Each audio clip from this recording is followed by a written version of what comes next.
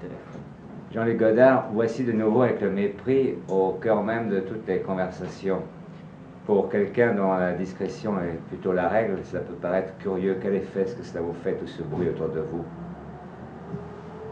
Ben, j'en suis pas très conscient. Je crois que c'est un film. Je crois que c'est pas à cause de moi, c'est à cause du film. C'est à cause de la vedette principale, Brigitte Bardot. Je pense qu'il y a un peu plus de bruit. Enfin, tant mieux pour le film si ça peut l'aider. Et si d'un coup on ne parlait plus du tout de vous, quelle impression que ça vous ferait? Oh, ça me serait complètement égal, pourvu que les gens aillent voir les films que je fais, c'est ce qui est important. Qu'est-ce que vous pensez de la critique?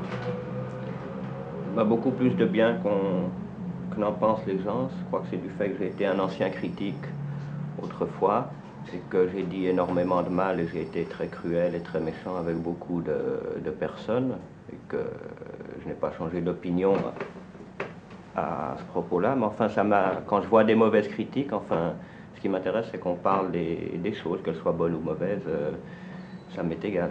Mais quand une critique est mauvaise à votre propos, est-ce que vous avez un la pincement trouver au juste ou cœur? injuste, mais pas, non, pas du tout.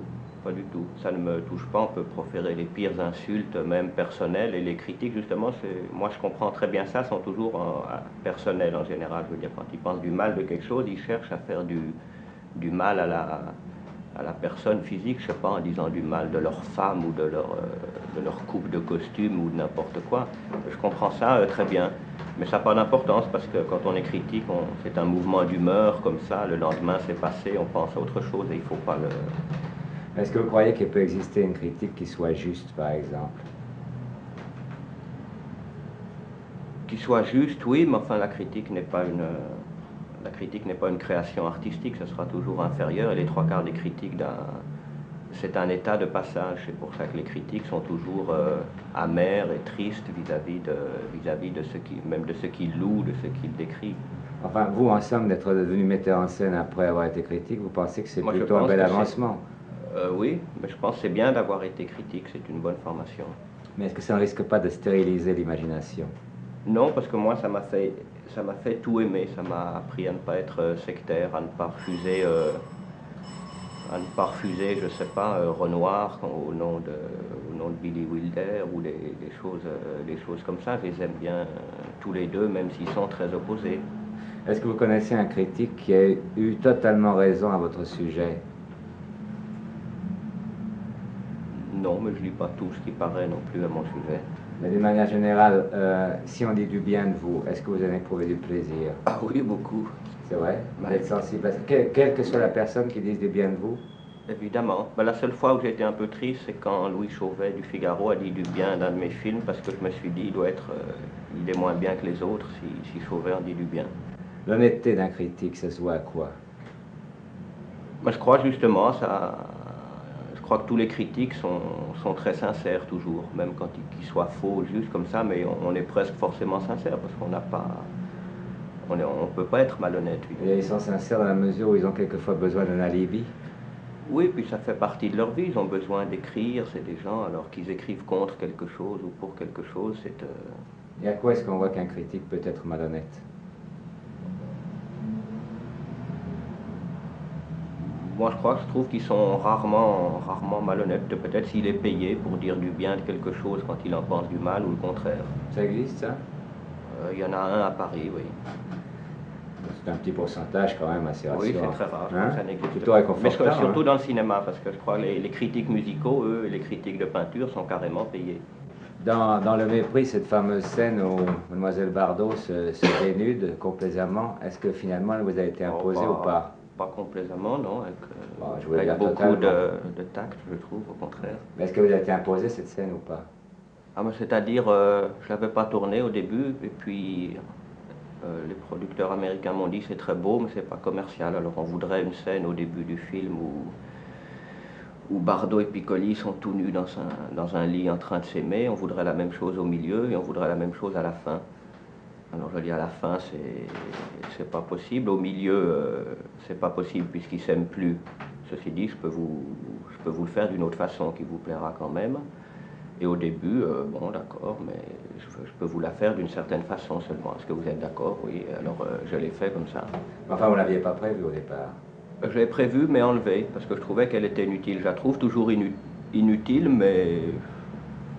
Enfin, inutile par rapport au... Ça n'apporte rien de plus à l'histoire, si vous voulez. Mais je croyais que vous faisiez que ce que vous vouliez. Oui, mais ça, je le veux.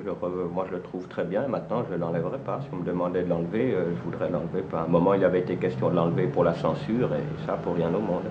Oui. Mais Brigitte Bardot, par exemple, elle l'a accepté facilement? Brigitte, elle avait accepté de faire ce film. Elle a fait ce que je lui ai demandé. Parce que dans le fond, maintenant, elle peut vraiment faire ce qu'elle veut. Elle n'est plus obligée de se montrer dans une certaine tenue. Les producteurs sont déjà très contents rien que de la voir. Même habillée, elle vaut de l'or. Alors si elle l'a fait, cela veut dire quoi? Que ça lui plaît de se montrer ainsi? Ou vous qui la connaissez bien? Ça, je ne saurais vous dire. Mais enfin, c'est un personnage. Et puis Brigitte Bardot, c'était dans ce film, c'était bien de la montrer au départ. Je veux dire, il ne faut pas tricher du moment qu'on la déshabille un peu, autant la déshabiller totalement, ou bien pas du tout. Moi, ce que je ne comprends pas, c'est qu'elle accepte encore de faire ça alors qu'on n'en a plus besoin.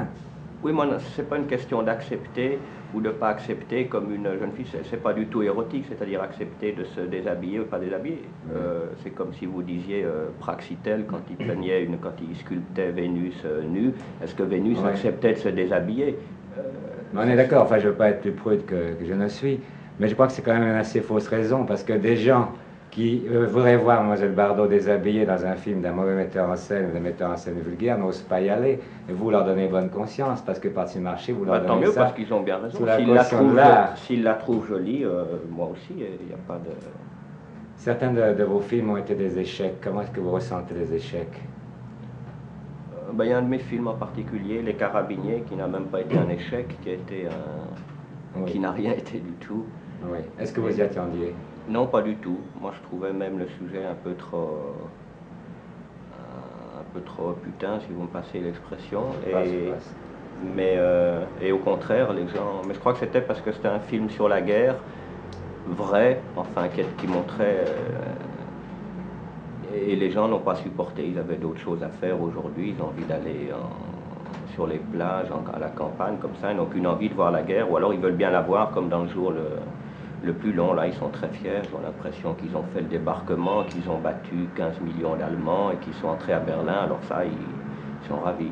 Et quelle était votre attitude quand vous avez vu, par exemple, qu'il n'y avait pas grand monde dans les salles? Ah ben ça, moi ça m'a beaucoup atteint là personnellement, parce que je me suis dit c'est une erreur complète puisque j'ai voulu apprendre quelque chose aux gens en les intéressant sous forme de spectacle et que non seulement les gens n'ont pas voulu, ça ne les a pas intéressés, mais qu'ils se sont méfiés, qu'ils ne sont même pas entrés dans la salle. Moi je dis toujours, le rêve de la nouvelle vague, quand on était critique et qu'on a commencé à faire du cinéma, enfin mon rêve à moi personnellement, c'était de tourner un film, et c'est toujours mon rêve, c'est de tourner un film de 5 millions de dollars sur le grand plateau de la MGM à Hollywood. Bon, c'est un rêve que je ne ferai jamais. C'est Verneuil en ce moment. Simplement, oui, mais simplement, lui tournera sur le petit plateau de la MGM parce que le grand plateau n'existe plus. Ouais. Est-ce que le cinéma peut être un métier pur? Ah, je crois, il est fait tellement de compromis que forcément on retrouve la pureté à la fin. Au moment où de jeunes cinéastes comme François Reichenbach et Louis Malle abordent la télévision, que pensez-vous, vous, de la télévision? Mais la télévision, c'est la même chose. Enfin, je veux dire, pour moi, c'est un moyen de transmission. Je ne sais pas pourquoi les gens de télévision et les gens de cinéma sont fâchés entre eux. C'est des deux côtés, c'est des crétins, parce que on cherche à faire exactement la même chose, c'est à faire du spectacle sous une forme ou sous une autre pour intéresser les gens ou leur apprendre quelque chose. Moi, pour ma part, j'ai une grande envie, je ferai certainement, je ne suis pas triste du tout si le cinéma n'existe plus parce que je ferai de la télévision. La télévision transmet les choses, si je ne peux pas aller à la comédie, disons pas la comédie française, disons à Stratford-on-Avon voir Shakespeare, et ben, je suis content que la télévision m'en transmette une représentation. J'aimerais mieux le voir sur un vrai écran, bien éclairé, bien joué, mieux fait qu'à la télévision. Ceci dit, je suis content que la télévision soit là pour me transmettre. Mais enfin, on ne fait pas à la télévision tout ce qu'on pourrait faire. Enfin, moi, par exemple, vous m'interviewez personnellement sur ma vie ou sur mes délires, c'est moins intéressant, je crois, parce que je ne suis pas connu des gens et ce que je peux être moi-même ne peut pas les intéresser. Ça les intéresse Je pense qu'il faudrait me demander plus ce que je pense de l'Europe, du Vietnam ou des choses comme ça. Et quand vous avez des personnages très célèbres, De Gaulle ou Pompidou, eux, il faut leur poser des questions personnelles. La couleur de leurs chaussettes, quelle marque de potage ils aiment, c'est ça qui intéresse Si les vous gens. croyez que ce n'est pas notre rêve à tous, seulement essayez. Eh bien alors, espérons que vous y arriverez.